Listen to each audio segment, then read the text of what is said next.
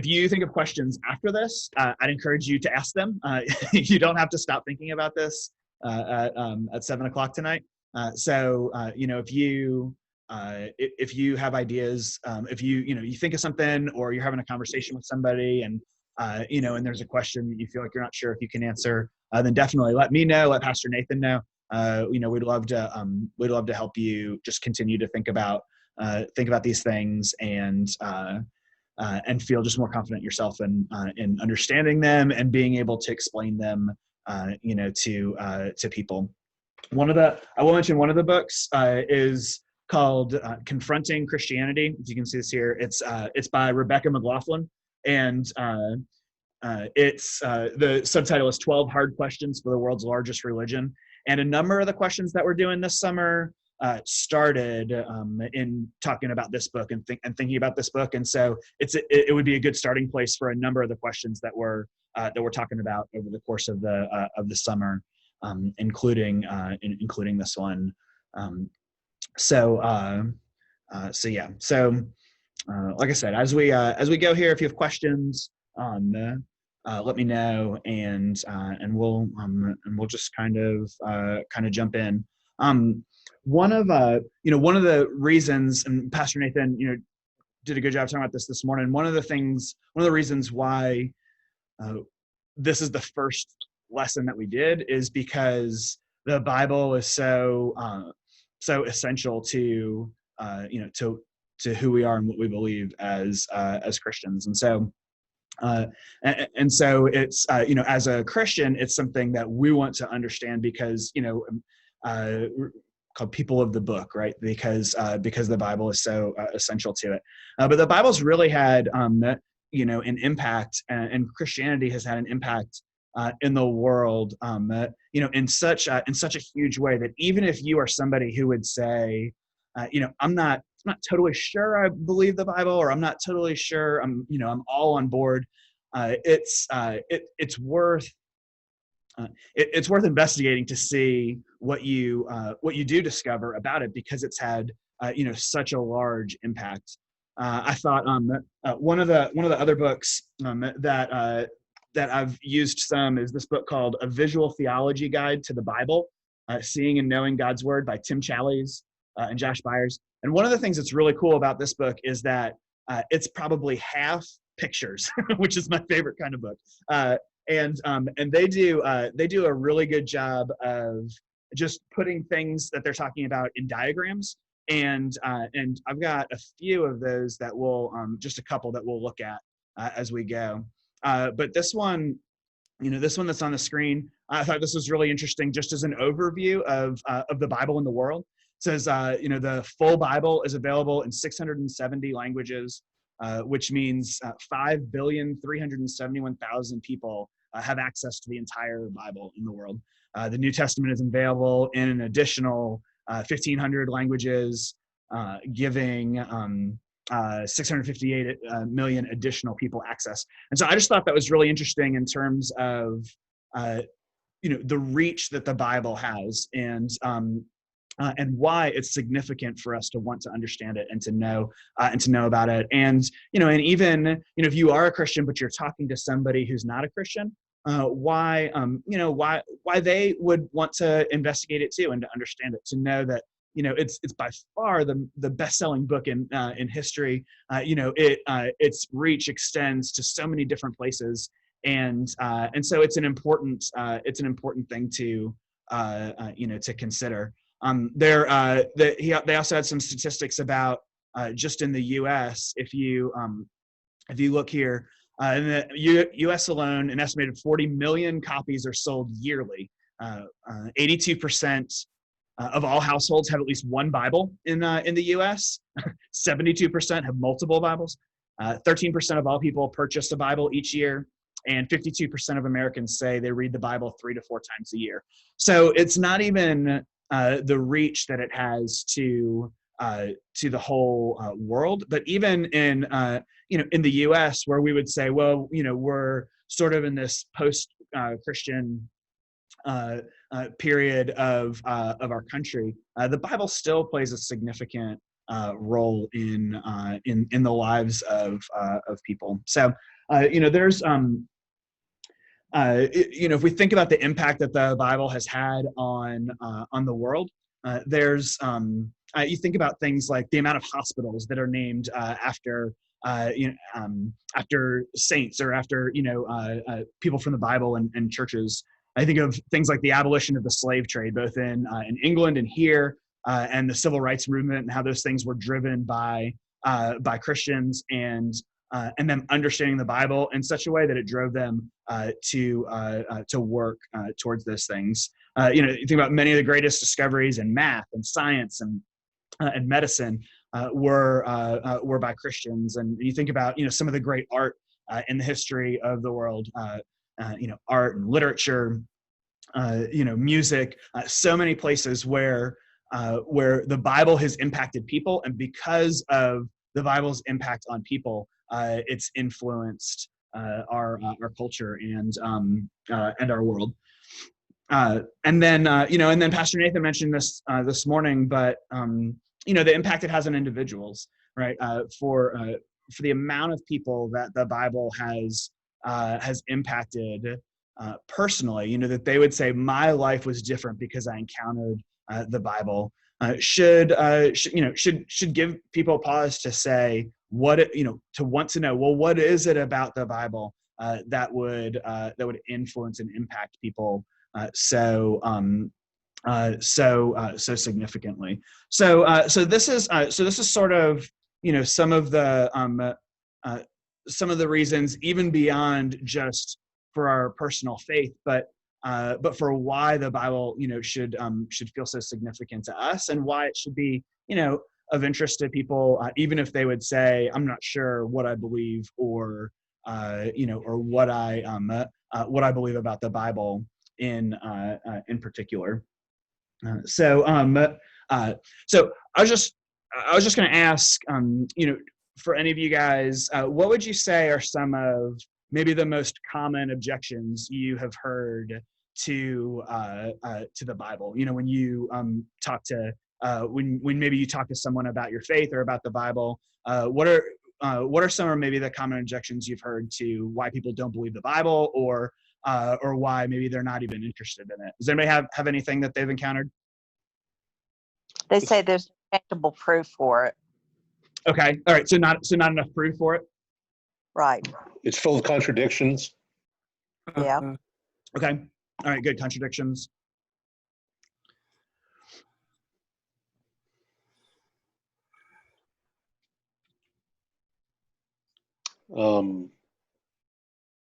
That it was probably changed a lot from in the original. Sure. Yeah. So what we have now isn't even really the truth, or isn't even like the original Bible. It sort of got changed over time. You have like popular, conspiracy theories, like, the Da Vinci Code or different things like that have sort of pushed that also, which sort of get it more in people's minds, I think. That's good. Any other things, just general objections you seem to encounter with people?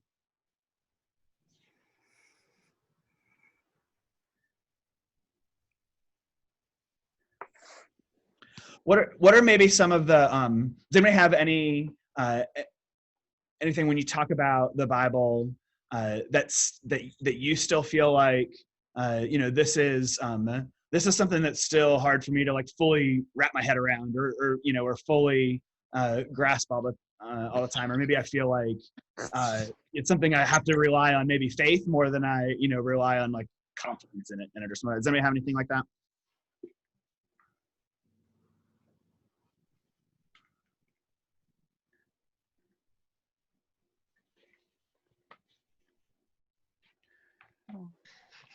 I think there's I think there's definitely a sense in which the more I read it, the more confidence I get in certain things. When you because there are times where you read certain verses, you read certain things that happen, and you think, did that really happen, right?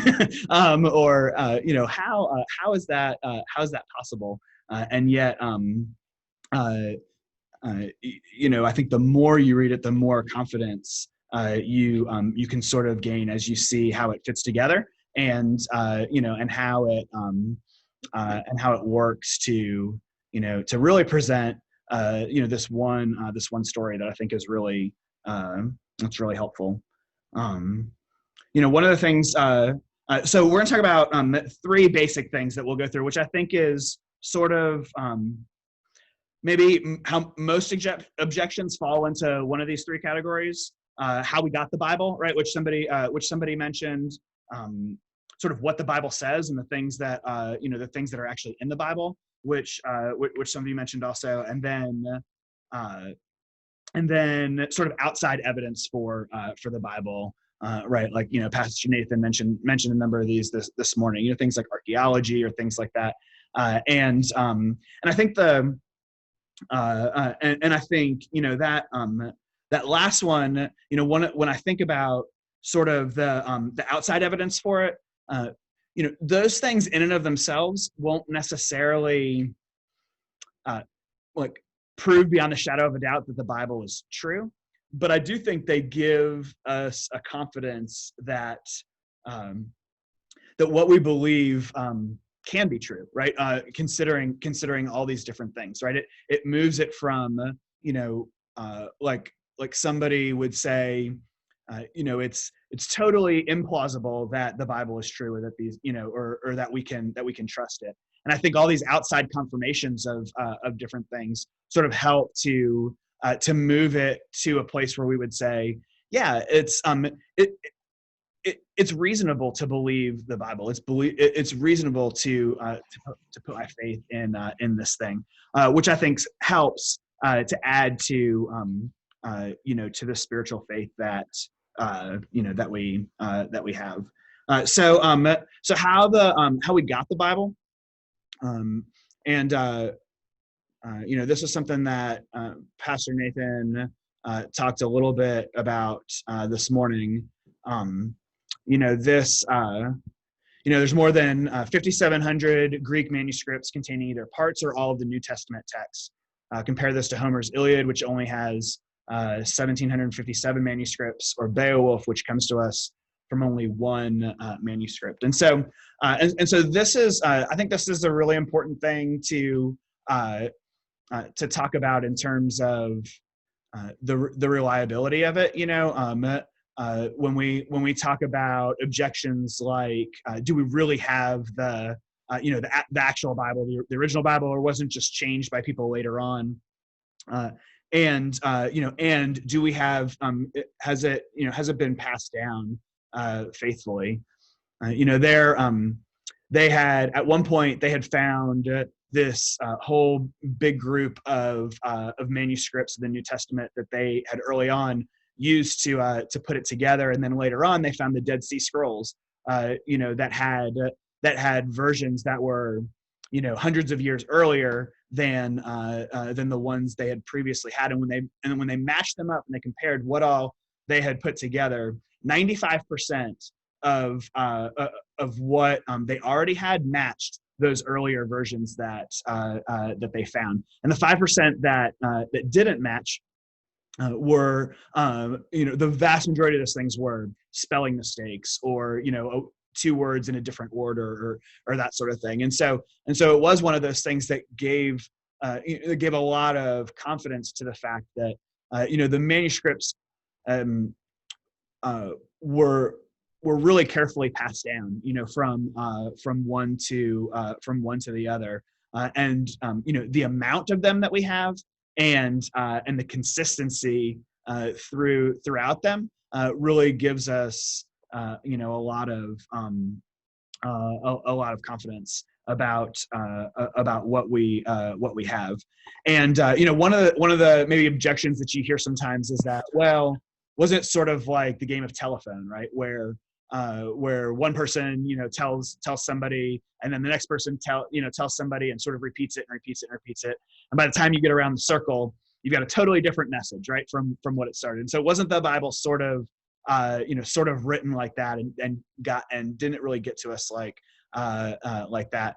But but one of the things that's, important to understand too is that, as the Bible has been translated over the years, into different languages, into different translations, all of these different things, as it's translated, people always go back to the original, or to the manuscripts that we have, that they're not the original manuscripts, but they're the manuscripts that we have. So they're not translating from like one translation to another translation to another translation. They're always going back to the manuscripts that we have that we'll talk about in a little bit. Were from very close to when all these things actually happened, which was not not that far away. Did you guys have questions that you wanted to ask sort of about how we got the Bible, or maybe things that Pastor Nathan mentioned this morning, or just things that you've thought about, or different things that you've heard that have been helpful for you in terms of sort of early on how we got the Bible and these manuscripts and that sort of thing?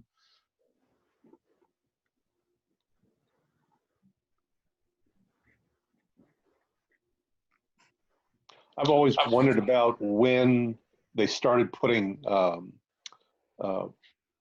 chapter and verse notations, verse 1, verse 2, because sometimes they seem really random because they come like in the middle of a sentence. Yeah. Yeah.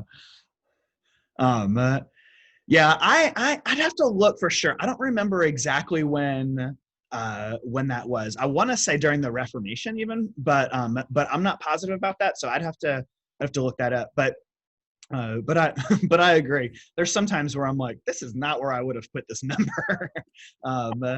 And I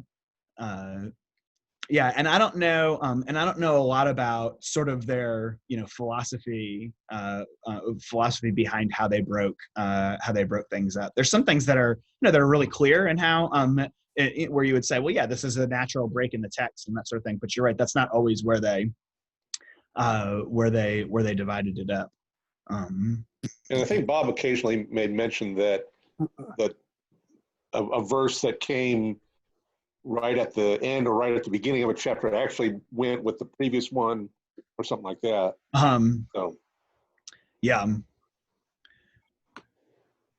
There's definitely some of those, and since those aren't part of like what we would say is like the inerrant part of the Bible, you can just change them. It's okay. So Stephen, I have questions kind of after this, like how we decided what was part of the canon and what wasn't part of the canon. And I know Luther had problems with the Book of James and those types of things. Right. So how? Yeah, there's a lot of times I'll take this off too. A lot of times the people's perception is that there were all of these books sort of floating around. Nobody really knew what was what, and then the Council of Nicaea, Constantine just picked what he liked, right, and sort of and put it together, and that was the Bible. But there's a lot of evidence to show that what ended up being a part of the canon was already widely accepted from really early on. And so some of the reasoning why people would say, well, Constantine picked sort of had to pick sides, right? And he picked the side that said Jesus was God versus the one that wasn't. It's sort of short-sighted to say that that's his reasoning, because he was really just he was sort of acknowledging what had already grown into a powerful and acknowledged thing. And most of these books that are, almost all of them that are acknowledged as part of the canon were accepted really from when they were, from when they were written and being and being circulated. There was a chart in here that in this one book that I thought was really interesting here. And let me find the page here. So there were a couple of different lists that people had leading up to that that Council of Nicaea, where they sort of said these are what we're accepting. Here we go.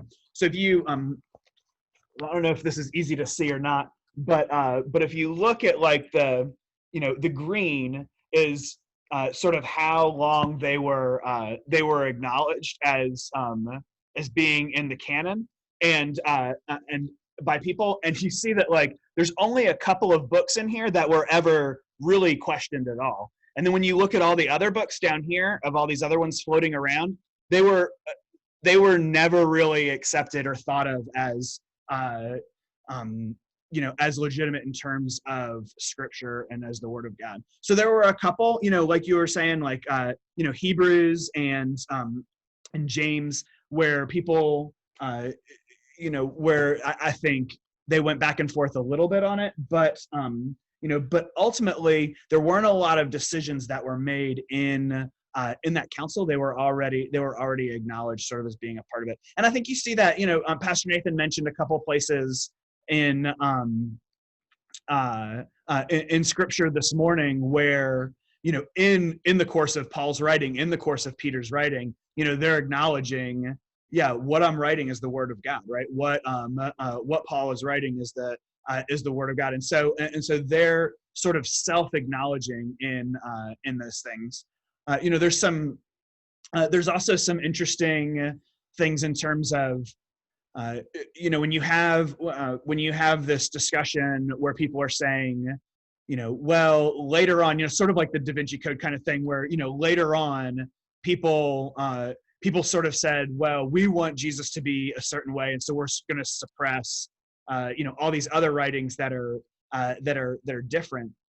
And so you have like they're called like the Gnostic Gospels of Thomas and some other ones, and what you actually see if you read those things and you look at what they're talking about, Gnosticism, for example, was a philosophy that wasn't really popular or around in Jesus's day, right? It was a philosophy that was around later on. And so when you read that, like to read it and say, well, that was also from Jesus's time, but people later on decided to deny it. If you look at the actual evidence in it, there are things in the way it's written and in the sort of philosophies it's trying to espouse that Jesus never would have like considered to talk about, because it wasn't even a thing in his day. And so some of them sort of are self-defeating in what they include, and even though people want to talk about them now and say, oh well, what about these things, a lot of them are actually pretty easy to sort out in terms of what would have been considered legitimately from the apostles versus later interpretations or people trying to to add certain things in. So I don't know, does that help at all, Brandon? Yeah, no, I appreciate you going through that discussion. Thanks. Yeah, it and I think too, there's some things, the next section we're going to talk about is sort of, what the Bible says, and maybe contradictions people see, or and things like that. Well, one of the things that we can look at in Scripture itself to help us know that it wasn't sort of put together at a later date and changed at a later date. There's things that if they were going to write it later on, sort of looking back, Pastor Nathan mentioned some of these this morning, but there's things that would have made sense to include or not include as as a part of it. One of the earliest controversies in the church, right? And we see it all through sort of Paul and Peter's writings is the idea of circumcision, right? And do you have to be circumcised to be a Christian and to be part of the church? And you see this debate going back and forth. Well, if they were really writing these things afterwards and trying to put look back and put words back into Jesus's mouth in writing the Gospels later, it would have been really easy for them to include Jesus saying, hey, you don't have to be circumcised, right? Or you should be, and to sort of clear up some of these controversies. But Jesus never mentions circumcision in terms of the church or following him or anything. It's not a subject he even crosses because it's not something that was important to what he was talking about at the time. It's only something that came up later. There's certain events that happened, like the destruction of the temple and different things like that. That if they were sort of looking back and putting words into the Gospels earlier on, they would have included these events, right, to be able to show these predictions and show these things as sort of a way of validating what they were writing. But they didn't because those things hadn't happened yet. Pastor Nathan talked about the testimony of women and how in that day, right, it wouldn't have been considered an advantage to what they were writing and helpful to sort of the message they were trying to get out. The same with the disciples, right? The disciples are always fighting and arguing and not understanding what Jesus is saying, right? And then you have Peter denying him, and you have all of these things that really could have been tied up in some neat bows if you were just writing a story later on to make a point and to sort of convince people that this is that this is what really happened. When we talk about the dates of the writing, right? Pastor Nathan mentioned that we have writings within we have manuscripts within 25 years of some of the writings of the New Testament, and then the writings of the New Testament were written within 20, 30 years of Jesus being alive, and so and walking on earth. And so what you have is these you have these Gospels being written, you have these letters being written by Paul and by Peter, and they are talking about things that people would have seen, right? That people would have been there, that even Jesus's enemies would have been around for at that time, and could easily have disproved them if they weren't actually true. The writings are close enough to the events that happened that you have those things. There's an example in Acts where I think it's Paul is talking about Simon of Cyrene, who was the guy that they pulled out of the crowd to carry Jesus's cross as he was walking to be crucified. And in Acts, there's this little aside when he's talking about it, and he says, the father of Rufus and someone else, and the idea is when they write this, what they're saying is, Rufus's brother, just go ask them. They'll tell you that this is really what happened, right? That their dad really did pick up Jesus's cross and carry it to Calvary. And so you have all of these things that could easily be disproved by Jesus's enemies, or could have easily been sort of left out or changed by his friends and to make it look better. But you don't have any evidence of that. One of the other things that I think is interesting is, for us, we look back and it's really easy for us to read something like the Gospels and say, well, it could it sounds good, but it also could just be like, a fairy tale. It could be, sort of like a novel, right? That we would read today.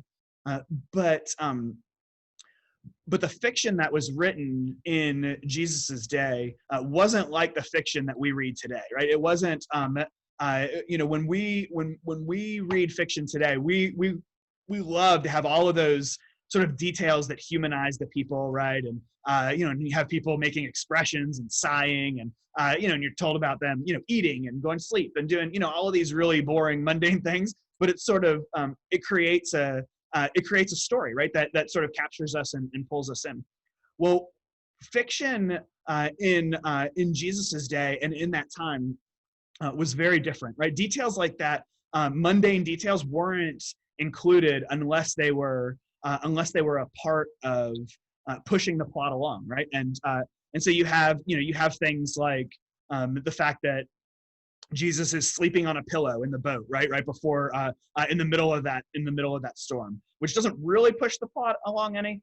You have one detail where it says, Jesus went out with the disciples and they caught 153 fish, or and so you have these really minute details of things that just wasn't how people wrote fiction back then, right? The only reason you would include these types of details and these types of things in that day was if you were recounting something that had actually happened, and you're trying to to give details of what was happening. So those are some of the things that we can look at as well from inside the text, to be able to say, these sort of reinforce this idea that it just doesn't make sense for it to not be true when you sort of consider the wide range of these different reasons. In general, I'd say it's really incredible when you look at the whole Bible to think it's about how many authors there are throughout the course of Scripture. It was written over 1,100 years. It was written to different types of audiences throughout. It was written in 8 different genres, right? You have poetry, you have apocalyptic literature, you have history, you have all these different types of genres. It's written in 3 different languages, right? It's written in Hebrew, in Greek, and in Aramaic, and yet it all sort of fits together to tell this one consistent story, which we'll sort of talk about at the end for a minute, but it just goes to show the consistency of what's there, and how incredibly hard it would be to fake that, right? And for all of these things to just happen to fall into place.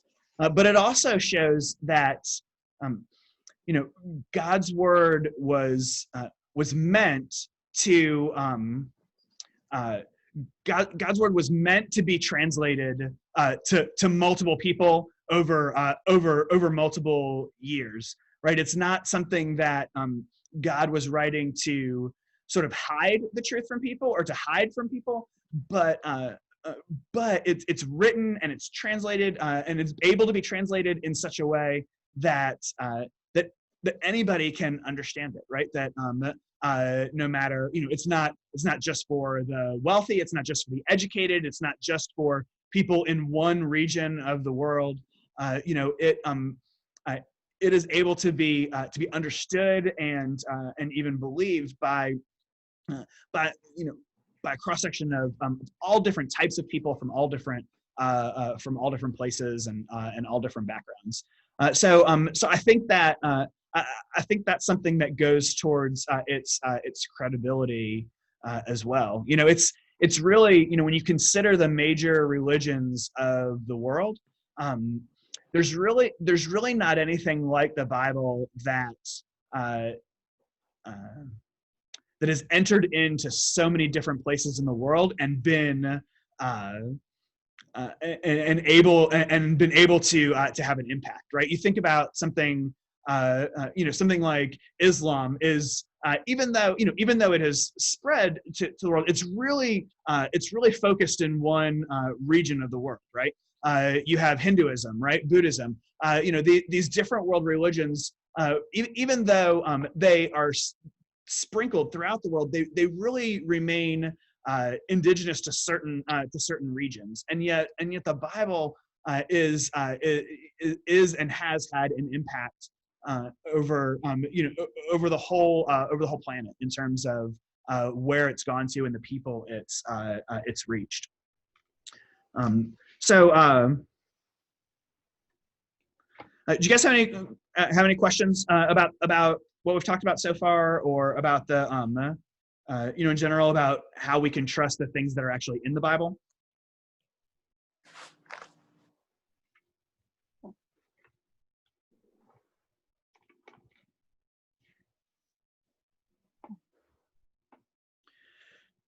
Two things I'll mention as things that maybe keep people from reading the Bible or keep people from trusting the Bible that we haven't really covered yet. One, somebody mentioned contradictions, right? And I think the interesting thing about contradictions is that most of the time people who would say, well, I don't trust the Bible because it contradicts itself so much, typically those are people who have not actually read the Bible very much, or who have not actually looked into what the Bible really says, and worked to see if it really does contradict itself, or if or maybe it's just seeming contradictions. And so one of the things that I would encourage you, if you feel like you do wrestle with certain things that feel like contradictions, or if you're talking to people who begin to sort of walk down that road, is one, to encourage them to read the Bible, right, and to actually spend more time in it, and often things that appear to be contradictions, the more that you read and understand all of Scripture, you begin to see how these things fit together, and how both can be true at the same time, right? I mean, a common one might be something like, Brandon, you had mentioned the book of James before, right? And Luther didn't like the book of James because he felt like it was, there was sort of not enough gospel and too much law, right? In terms of what what it talked about, and yet if you read James carefully, and then you read Paul carefully, you see how both of what they're talking about meshes together, right? In terms of what the gospel does inside of us to change us, apart from ourselves and our ability, and then what it then gives us the ability to do, right? Which is often what James is focusing on in his book. So, so I think, I'm sorry, go ahead. So I think sometimes the contradictions, sort of work themselves out the more that you become familiar with the Bible and what what it says. Sometimes there's another example would be like Jesus feeding the 5,000, right? And some people say, well, look, in one book it says he's feeding 5,000, in another book it says he's feeding 4,000. But if you read it, you see that in the same gospel, right, there's actually Jesus feeding the multitudes two different times, right, in two different places, and after he's done that, he says, do you remember when I fed this group of people here, and then afterwards when I fed this group of people here? And so you may, if you're just sort of breezing through, you may say, wait a second, the details are off in some of these things, but if you read more carefully, you can see how they're actually talking about different things. And if and which even brings you to be able to say, well, if he did it twice, maybe he did it 3 times or 4 times, or maybe if he gave this lesson here, maybe he gave it a different time, and so he didn't use the exact same words, but he's saying the same sorts of things. So reading through the Bible is one of the best things to do to be able to reconcile those contradictions.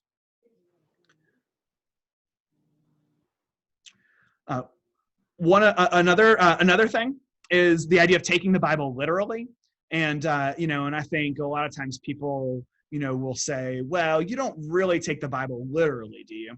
And one of the challenges with that is, like I mentioned earlier, the Bible's written in different genres, right? And just like we would read different genres differently, right? If we're reading a novel versus we're reading a history book, versus we're reading an editorial in the in the newspaper or online, we would read those things differently, and we would consider what they're saying differently, right? Well, the same is true when we read the Bible. And so sometimes when there are certain things that the Bible makes clear, this is literally what I'm saying, right? And some of these miracles and some of these things where this is literally what happened, or this is literally what I'm saying. And then there's other things where it's talking in a different genre, and it's talking in metaphor, right? It's talking in word pictures and that sort of thing. And part of the work of the reader is to understand what's happening in that moment. And so to just say, well, I take everything in the Bible literally, or, well, you can't take anything in the Bible literally, is not. Neither are good places to be, right? For all of us, we want to read the Bible and understand what we're reading in the moment, and be able to interpret it in that context, right? When Jesus says, "I'm the good shepherd," right? He's not saying I'm actually a shepherd, right? And when he when he says, "This is my body and this is my blood," he's not saying that the bread actually turns into those things. Although the Catholic Church may differ with us on that, but there are places where it's important for us to read the Bible. It's meant to be the way it's meant to be read. And then one other thing I'll mention is that sometimes what keeps people from reading the Bible is that they don't like what it says, right?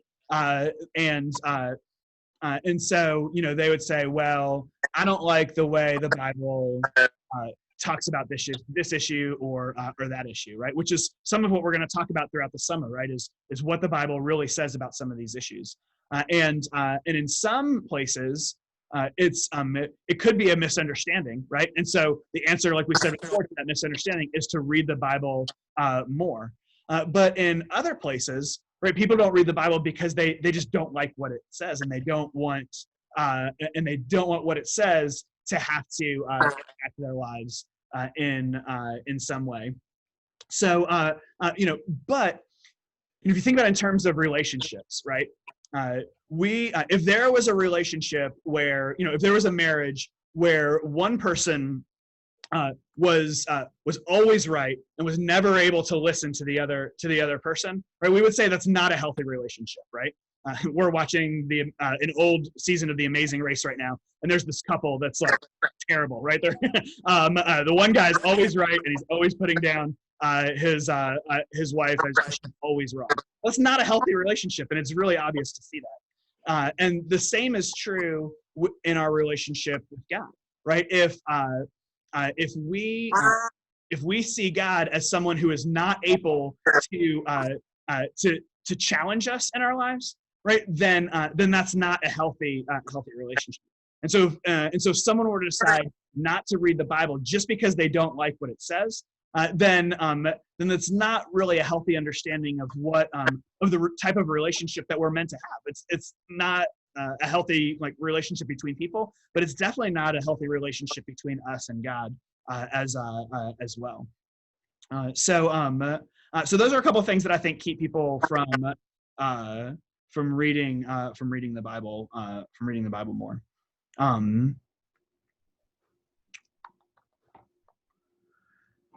All right, and so then the last thing, the last of those of the three things was just outside evidence for the Bible. And if you look at if you remember the list of things that Pastor Nathan mentioned, he talked about archaeology. He talked about inaccuracies are often overturned, right, as time goes on and it's discovered that the Bible was actually right where people thought it was wrong. The embarrassing details that it includes, the manuscripts, which we talked about a little bit earlier, the fact that the Bible has transformed individual people's lives, the Bible's view of human nature, that the Bible's view of human nature matches reality. He talked about authority, right? Like we were just saying, if the Bible isn't your authority, then what is able to be a consistent authority in your life? And so maybe I was going to ask for you guys, which of those have been most, or maybe it's something else, but what has been most compelling for you in terms of your faith, either to actually come to the place where you put your faith in Jesus, or over time, what has continued to help give you a confidence in your faith and sort of grow your faith when it comes to some of this evidence for the faith and for the Bible in particular? Does anybody have anything? I would say seeing what I see about the human condition and just our own brokenness, and just how Scripture clearly shows that. I just really appreciate just how clear that is in Scripture. And I feel like no matter how hard our society tries to say, no, but we really are good. And if we just do this or do that, we really are good. It just doesn't work. Yeah. Yeah, no, that's good. At some point when you have so many outliers that there's more outliers than there are evidence for it, it's like, well, yes, maybe.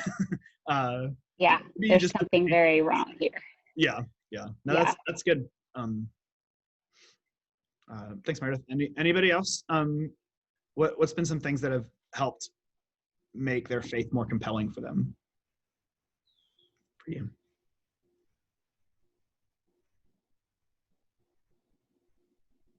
I think the archaeology, I don't do a lot of study on that, but I have in the past had, notices of things and just, every once in a while in the news, it always seems to come up that the Bible was right.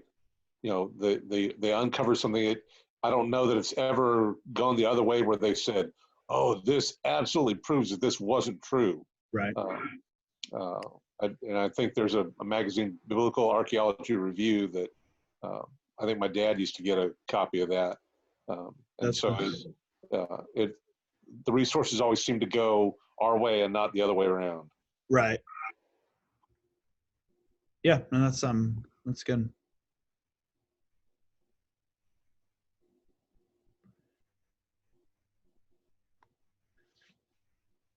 Anybody else? Any other thoughts?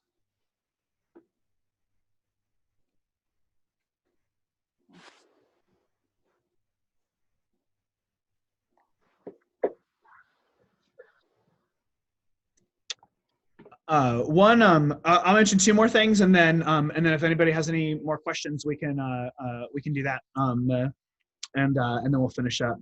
The first one is, as I was preparing for this and just thinking about it, and just trying to think, what are the things that are required of us, like to read and study the Bible faithfully, right? I think so many people that I've talked to who would say, well, I don't believe the Bible, or, there's problems with the Bible, or that sort of thing. Like I said before, either haven't read it or or haven't read it honestly, right? And so I was trying to think, well, what does it require then to to really read the Bible? And one, I think it takes humility, right? I mean, I think there's a sense in which we always want to come to something feeling like we already know the answer, right? Or feeling like we're looking for that confirmation bias, right? It's like, all right, well, I already know what I believe about all of these things. Now I'm just looking for the things that confirm what it is I already believe. And so it requires humility to come to the Bible and say, I want to give the Bible a chance to teach me, right? I want to give the Bible a chance to shape my thinking about God, and I want to be open-minded to it, right? And so I think that comes from humility. One is that it takes effort, right? I think when we talk about we talk, I think we mentioned this just a little bit early on, but when we talk about the Bible being clear, right, and able to be understood by everybody, it doesn't necessarily mean it's easy to understand, right? Even Pastor Nathan mentioned this morning, right, that Peter said, have you read Paul? He's really hard to understand, right?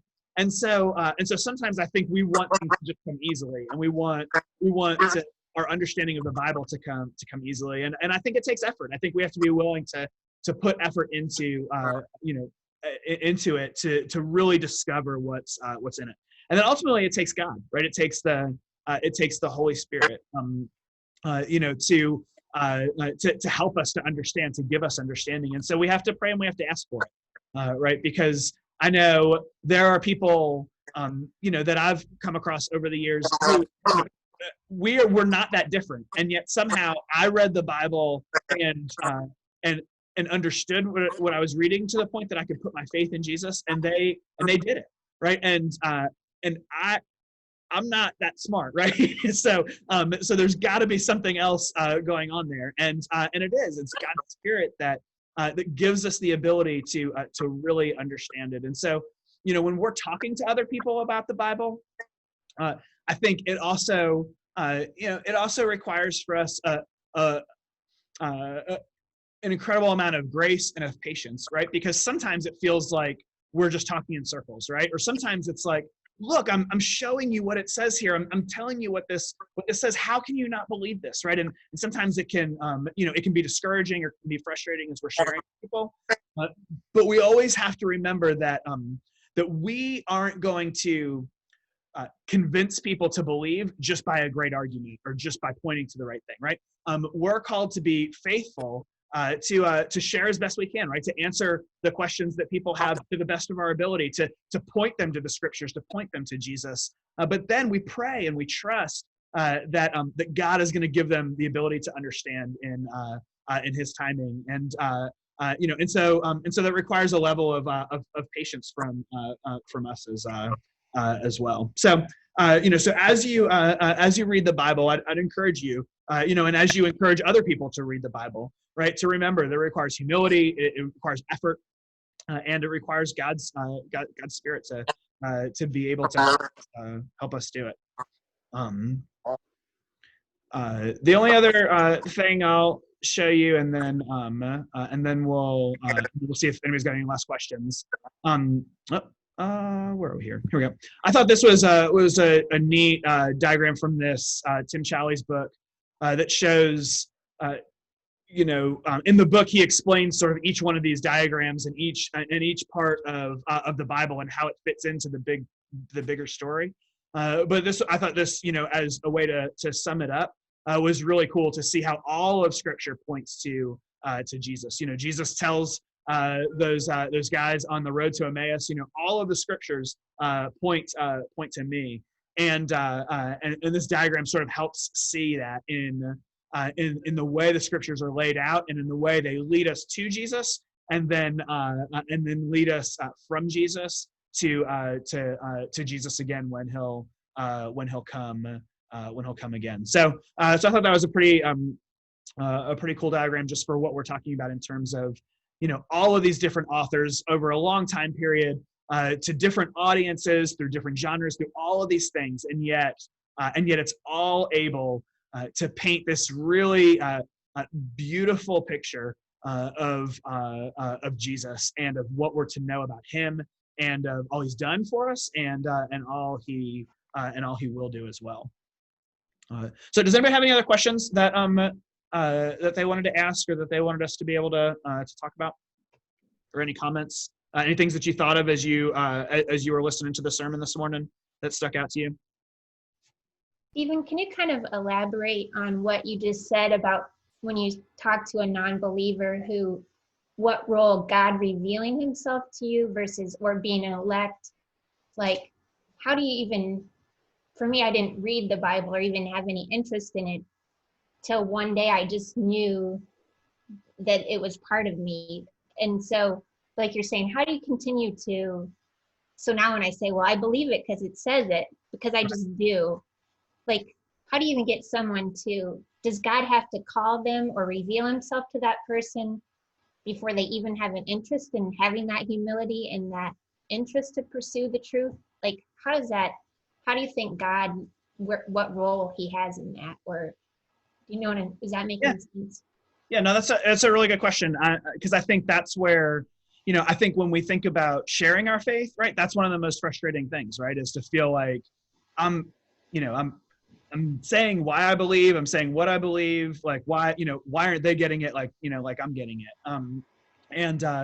from, I think sort of from the big picture, right, it's when we think about things like election, like you're talking about, and and that sort of thing, they will never believe until God gives them the ability to believe, right? That's when Meredith was talking earlier about sort of human nature, right? That's our nature, right? Is that we on our own are always going to run away from God until God does something in our hearts that causes us, sometimes it's over a long period of time, sometimes it's out of the blue, right? But it causes us to do what we would naturally do, which is run away from God and to turn towards God and to put our faith in him, right? We're that's always first a work of God to give them the ability to do that.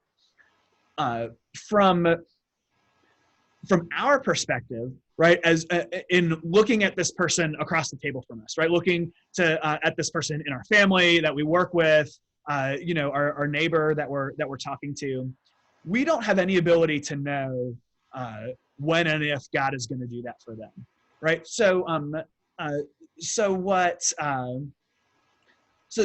of the responsibility or the calling that God gives us is to do the best that we can, right? To be faithful, to tell people about our faith, to tell people about Jesus, like I said, to help to try and answer their questions as best we can, and then to pray that God will give them that ability while we're talking to them, maybe down the road while somebody else then is talking to them again, but that somehow God will come in and and give them the the ability to believe. On one hand, I think this is really, on one hand, this can feel like, well, that's frustrating because I want to be able to, to know just the right words to say to get them to believe, right? But on the other hand, I think it's really freeing when we think about sharing our faith, because I think it takes so much of the pressure off, right? If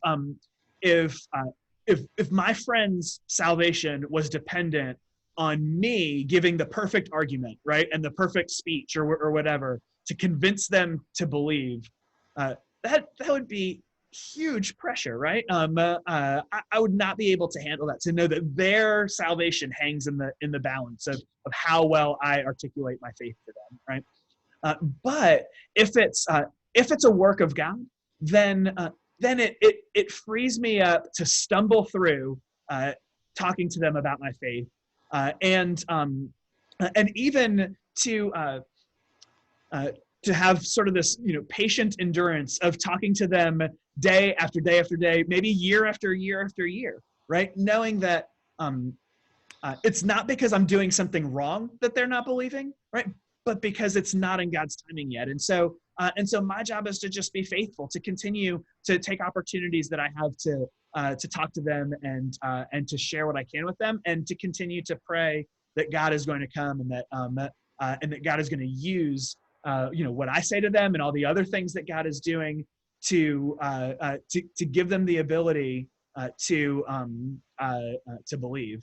And so so hopefully that takes some of the pressure off. And then the only thing I'll say about that is, and then if you want to ask sort of follow-up question, you can. The only other thing I would say is that more and more as I think about like how to share my faith, and as I listen and read other people about sort of how to talk about my faith and share my faith, one of the things that I've thought about a lot is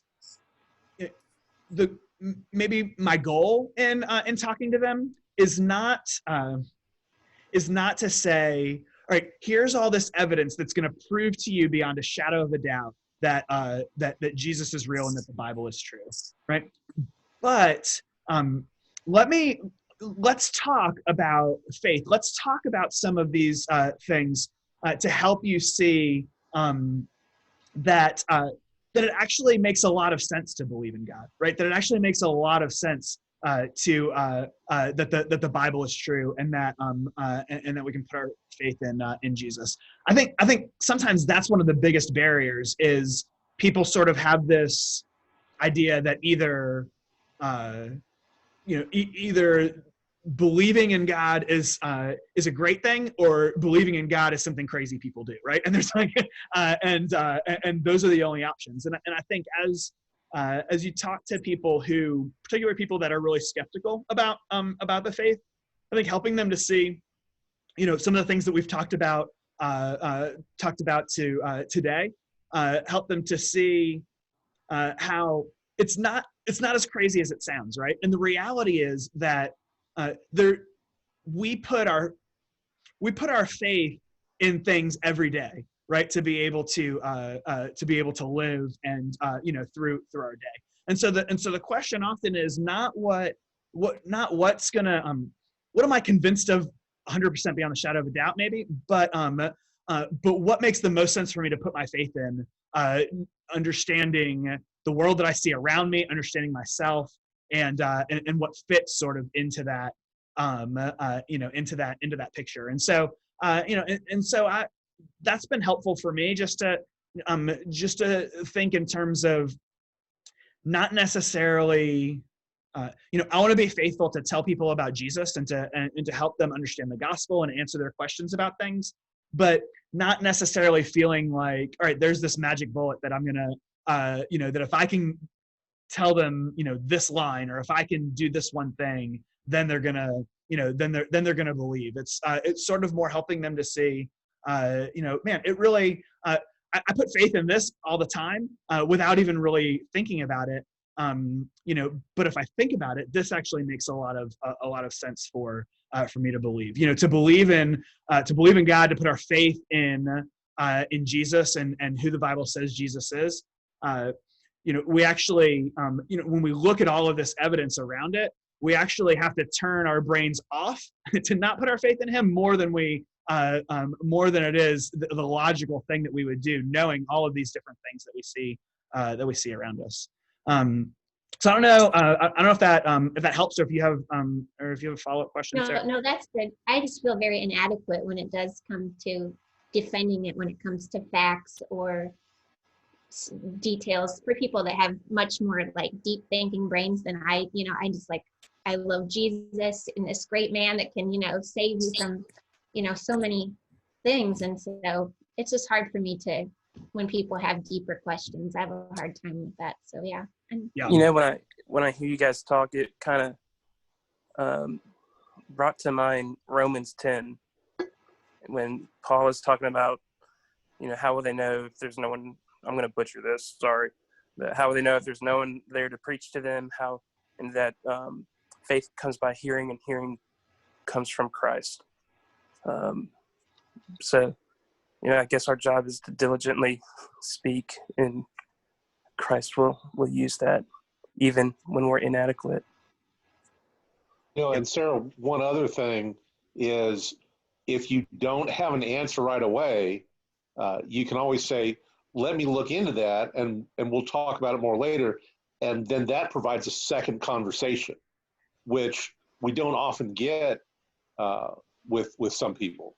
And so that's a natural way to get another conversation going. Just tell them, let me do some research on that, and we'll get back together. And it also shows that you are concerned enough about what they're thinking to do research on your own. Yeah, that's good. Yeah, I definitely think, sharing our faith in the context of relationships is really helpful. I mean, you look at how most conversations online break down, right? It's because people who have no prior relationship are trying to are trying to talk about something that they disagree on, and then it just sort of devolves into a conversation that's not very helpful at all. But I think when you have these conversations in the context of a relationship, I think you give it gives you a chance to like Philip was saying, like take time to get to know people, to be able to talk about your faith over a long period of time, and maybe takes the pressure off of like, this is my one conversation to have to get it all out in this in this one time.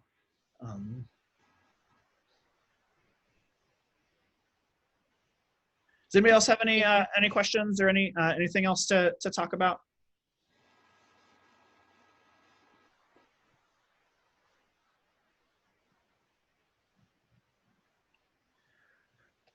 All right. Well, like I said in the beginning, there's a couple of different books. This Tim Challies book, A Visual Theology Guide to the Bible, which was really helpful for me. This Confronting Christianity book is good for. It's got a good chapter on the Reason for God by Tim Keller. Has a whole chapter on Scripture. And Can We Trust the Bible? That was good, and I'll add some other resources when we post this that you can look at, and I'll add some. I'm gonna put some resources on there for kids too. So if you're wanting to talk about this with your kids, that there's some good books out there that have sort of good chapters and good things to help you talk about this with your kids and help them to be able to begin to understand it as well. I think that's about all I have for today. We're gonna keep doing this every week. Like I said before, if you think of questions after this, let me know, or let Pastor Nathan know during the week. We'd love to talk to you about it and answer it. And honestly, with this class, we can always come back to, so if somebody has a question and it's it's something that seems like maybe a lot of people have questions of, then maybe we can, the next week we can come back and talk a little bit about it too. So there's not there's not a lot of structures for this class, and it's really meant to be able to follow up with the sermons. We realize some of the topics that we're talking about may interest you more than others, but there's a chance that all of them have a lot more that people would want to ask questions about and dig into, that you just can't get to everything in one sermon. And so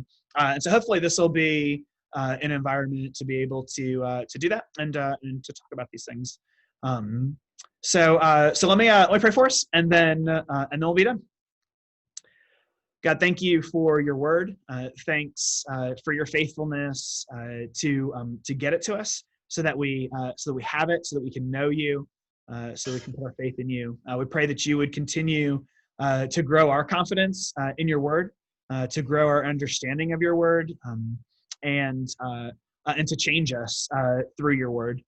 And we pray that you would give us an ability to talk about Jesus with our friends and our family, that you would give us the opportunity to have the kind of conversations that we're talking about, where we can share our faith, where we can answer questions. We pray that you would give us the words to say in those moments, and when we don't have the words to say, we pray that you would help us to be able to find them and to continue those conversations. We pray that you would use us for the sake of your kingdom, that maybe even through us, you might bring people to yourself. Thanks for this time tonight and for our conversation, and we pray that you would use it. In Jesus' name we pray. Amen. Amen. All right. Well, thank you guys very much. Appreciate it. And Thank you, Steve. Thank Very well done. you. Thank right. you so Thank you, much, Stephen. Stephen. All right. We'll Bye. see you guys next week. Yep. Thank you.